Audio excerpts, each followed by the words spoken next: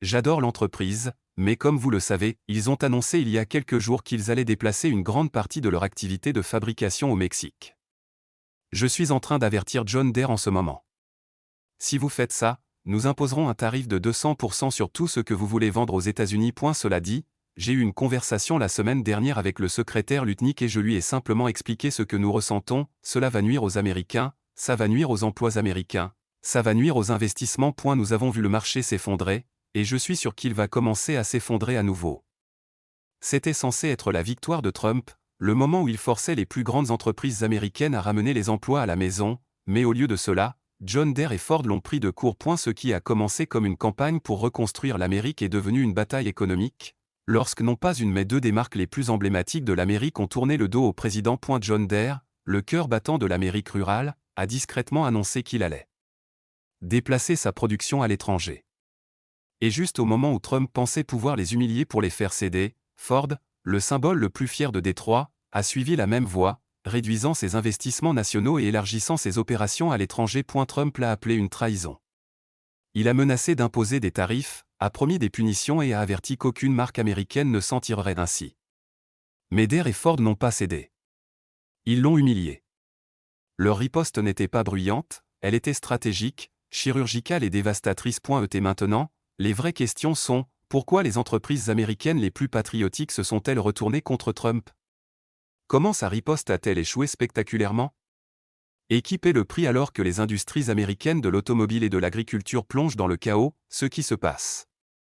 Lorsque Trump est monté sur scène lors d'un rassemblement bondé à Des Moines, dans l'Iowa, la foule s'attendait aux habituels cris de ralliement sur la sécurité des frontières et le nationalisme économique. Ce à quoi il ne s'attendait pas, c'était la menace économique nucléaire qu'il allait déclencher devant des dizaines de milliers de partisans en liesse. Trump a fait son annonce, un tarif de 200% sur tous les produits John Deere fabriqués en dehors des États-Unis, et un tarif global de 25% sur tous les véhicules et pièces automobiles Ford importés. Ce n'était pas un avertissement, ce n'était pas une tactique de négociation, c'était une déclaration de guerre. Trump a présenté les tarifs comme une position patriotique contre la cupidité des entreprises, disant à la foule, si ces entreprises veulent vendre aux travailleurs américains, elles devront fabriquer en Amérique ou elles en paieront le prix. Le rassemblement a explosé en applaudissements, mais derrière le théâtre politique, les économistes et les dirigeants d'entreprises étaient stupéfaits. Aucun président américain n'avait jamais proposé de tarifs de cette ampleur contre deux entreprises nationales. Les implications économiques ont été immédiates et catastrophiques. Les analystes ont projeté que les tarifs ajouteraient en moyenne $10 000 au prix des véhicules Ford, et les prix des équipements John Deere augmenteraient de 20 à 30%, obligeant les agriculteurs à payer des dizaines de milliers de dollars de plus pour des machines essentielles. Wall Street a réagi en quelques heures, l'action de Ford a chuté, et la valeur marchande de Deere a baissé de plus de 10 milliards de dollars en une seule semaine. Mais au-delà des marchés, la véritable retombée était politique. Et la bombe tarifaire de Trump n'était pas seulement une attaque contre deux entreprises, c'était une attaque contre toute la chaîne d'approvisionnement américaine, les usines automobiles, les concessionnaires de matériel agricole et les fournisseurs de pièces dans le Midwest se préparaient à l'impact. Et les personnes prises en plein milieu n'étaient pas des PDG ou des politiciens, mais des travailleurs américains, des agriculteurs et des familles des petites villes. Pourtant, même lorsque les prix ont grimpé et que les gros titres ont explosé, il y avait un groupe qui a ressenti plus que quiconque les effets de ce conflit, les mêmes personnes que Trump avait promis de protéger. Voici la chose, ce n'est que le début. Plus on creuse, plus il devient évident comment cette lutte entière a échappé à tout contrôle. Donc, si vous voulez rester en avance sur le chaos et obtenir la vue d'ensemble à chaque fois qu'une histoire comme celle-ci éclate, assurez-vous d'appuyer sur le bouton de souscription maintenant. Vous ne voudrez pas manquer ce qui va arriver ensuite. Les agriculteurs et les ouvriers d'usines pris dans le feu croisé des petites villes de l'Iowa, du Michigan et du Wisconsin étaient tendus. Pendant des années, les partisans de Trump avaient cru en sa promesse de ramener les emplois de fabrication, de protéger l'Amérique rurale de la cupidité des entreprises et de la mondialisation. Mais maintenant, alors que John Deere et Ford tenaient bon et que Trump intensifiait le conflit, ces mêmes partisans étaient pris dans un feu croisé brutal. Pour les agriculteurs, le dilemme était personnel. Beaucoup avaient acheté des tracteurs et des moissonneuses John Deere pendant des générations.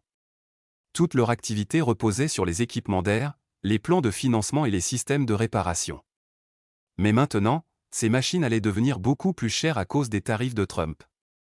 Certains agriculteurs se demandaient ouvertement s'ils pouvaient même se permettre de remplacer ou de moderniser leurs machines avec les nouveaux coups-points. Les ouvriers d'usines dans le Michigan et l'Ohio faisaient face à un autre genre d'anxiété. Les tarifs de Trump étaient conçus pour punir la production internationale de Ford, mais les retombées économiques menaçaient aussi les emplois domestiques.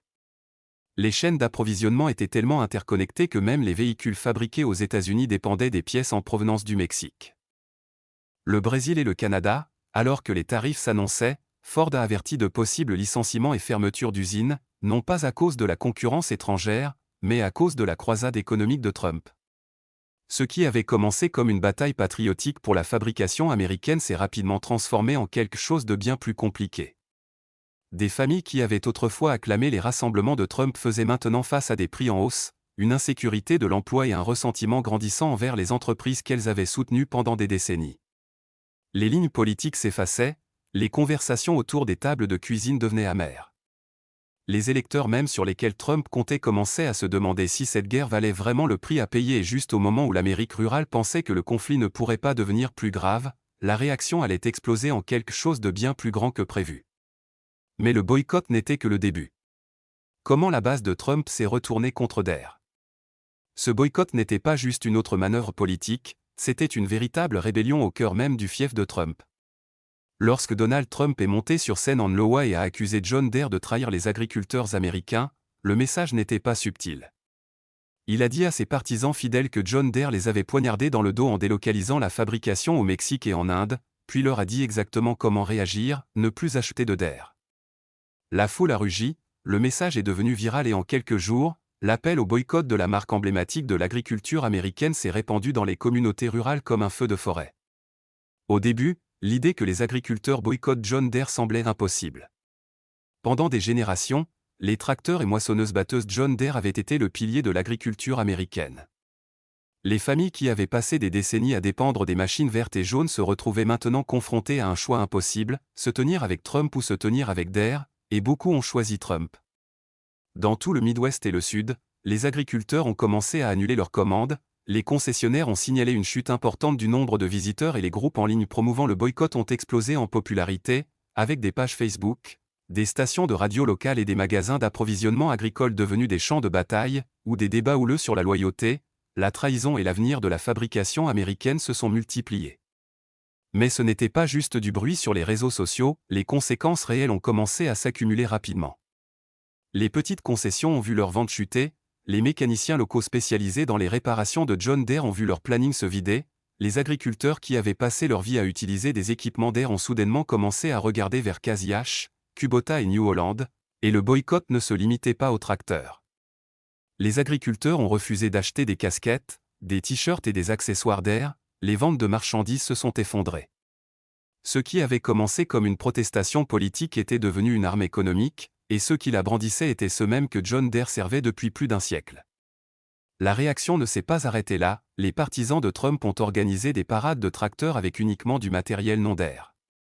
Des vidéos d'agriculteurs peignant le logo John Deere en rouge sont devenues virales, et des émissions de radio rurale ont diffusé des segments quotidiens encourageant les auditeurs à acheter américain et punir la soi-disant trahison de Deere. L'ironie, bien sûr, était que de nombreuses autres marques vers lesquelles les agriculteurs se sont tournés, comme Kubota et Mahindra, étaient elles-mêmes propriétaires étrangers et fabriqués hors des États-Unis, mais il ne s'agissait pas de logique, c'était une question de loyauté, de fierté et de revanche politique. Alors que le boycott gagnait en force, les dirigeants de John Deere se retrouvaient sous pression. Les concessionnaires exigeaient des réponses, les maires ruraux s'inquiétaient de l'effondrement des économies locales, et au siège de Deere, la direction réalisait qu'elle avait sous-estimé à quel point ce combat était devenu personnel. Ils pensaient que l'économie mondiale l'emporterait sur le bruit politique, mais au lieu de cela, ils faisaient face à une menace existentielle, une menace venant de leurs propres clients. Mais le chaos ne se limitait pas aux petites villes et aux champs agricoles. Ce qui allait suivre allait frapper en plein cœur du capitalisme américain, Wall Street.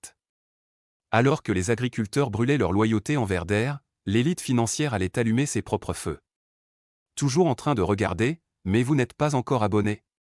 Prenez une seconde pour cliquer sur le bouton d'abonnement et rester informé à mesure que cette histoire se déploie. Profit, politique et panique des ventes. Si l'Amérique rurale était le centre névralgique du boycott de Deere, alors Wall Street était l'endroit où le tremblement de terre financier a frappé le plus fort. Lorsque Trump a annoncé sa menace de tarifs de 200% sur les équipements John Deere fabriqués à l'étranger, les marchés ont réagi comme si une bombe avait explosé. Le prix de l'action de Deere n'a pas seulement chuté, il a plongé. À la fin de cette semaine, les actions de John Deere avaient perdu plus de 22% de leur valeur, effaçant des milliards de dollars en capitalisation boursière.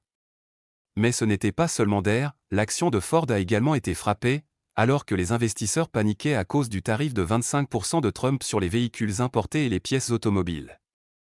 Wall Street ne se souciait pas de loyauté politique ou d'idéologie nationaliste, elle se préoccupait de profit, de croissance et de stabilité, et la guerre économique de Trump menaçait les trois.